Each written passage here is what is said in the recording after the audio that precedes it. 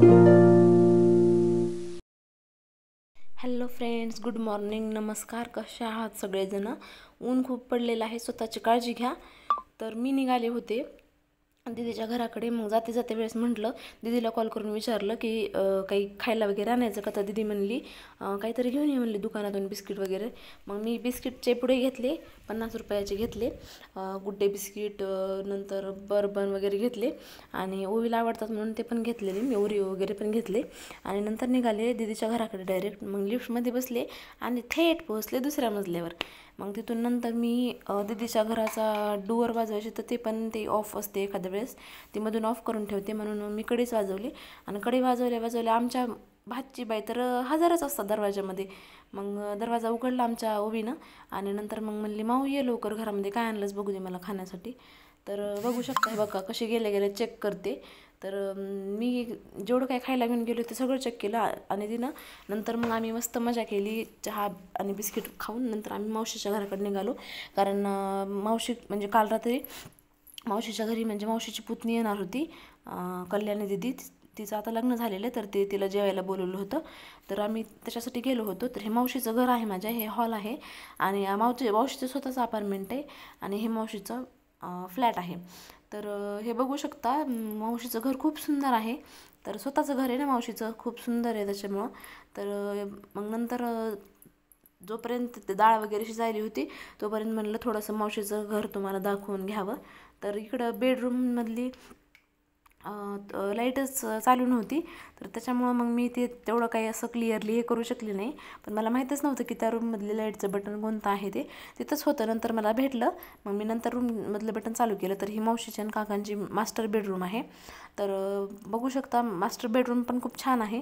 इथे मस्त असं मेकअपसाठी मिरर ठेवलेला आहे. इथं वॉश बेसिनच्या समोर पण एक मिरर ठेवलेला आहे, लावलेला आहे तिथे. आणि ही माझी दीदी मस्त काहीतरी करून इकडच्या रूममध्ये आली होती, हॉलमध्ये. आणि ही आहे चिल्ड्रन रूम, श्रुतीची आणि वेदांची रूम आहे ही. पण आता श्रुती इथं नसल्यामुळे वगैरे ते काही एवढं काही वापरत नाहीत, ते असेच असते.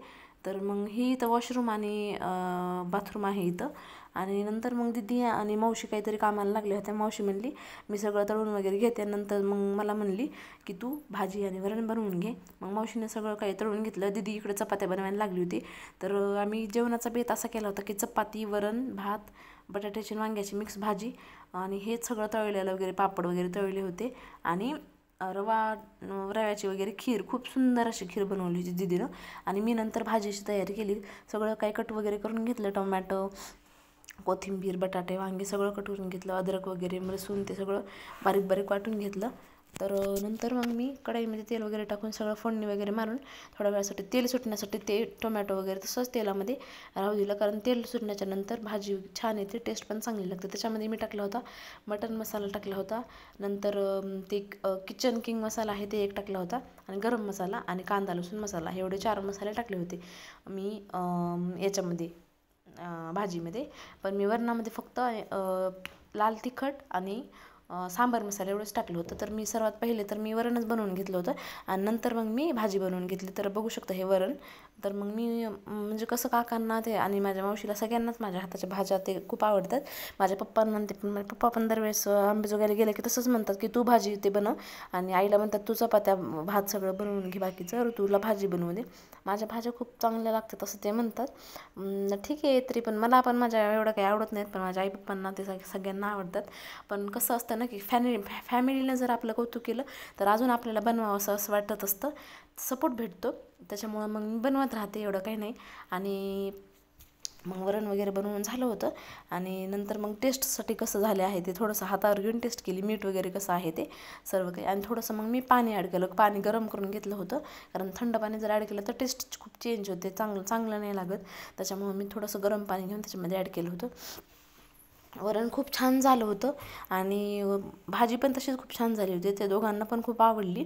तर मग कसं ना, मावशीच्या घरी असं गेलं तर खूप चांगलं वाटतं आहे. दीदीकडं वगैरे गेल्याच्यानंतर इथं रूमवर मला खूप बोर होते एकटीला. आणि नंतर मग मी भाजीचं पण सर्व काही तयारी करून घेतली होती. मी नंतर फोडणी मारली आणि नंतर सगळं काही असं व्यवस्थित असं तेलामध्ये परतून घेतलं, कारण तेलामध्ये हळद मीठ सगळं काही व्यवस्थित परतून घेतलं ना. खूप वेळासाठी भाजी जर परतून घेतली तर खूप टेस्ट खूप चांगला येतो, त्याच्यामुळं भाजी करते वेळेस कधी पण तसंच करायचं. तर मग नंतर दीदीनं चपात्या वगैरे बनवल्यानंतर रव्या भाजून घेत होती ती तव्यावरती. रव्यामध्ये तिनं तूप टाकलं होतं. तुपानं खूप छान असा टेस्ट येतो आणि वास पण खूप चांगला येतो खिरीचा. तर मग तिनं ते तसं व्यवस्थित असा रवा भाजून घेतला. तोपर्यंत माऊने इकडं कुकरमध्ये राईस लावला होता,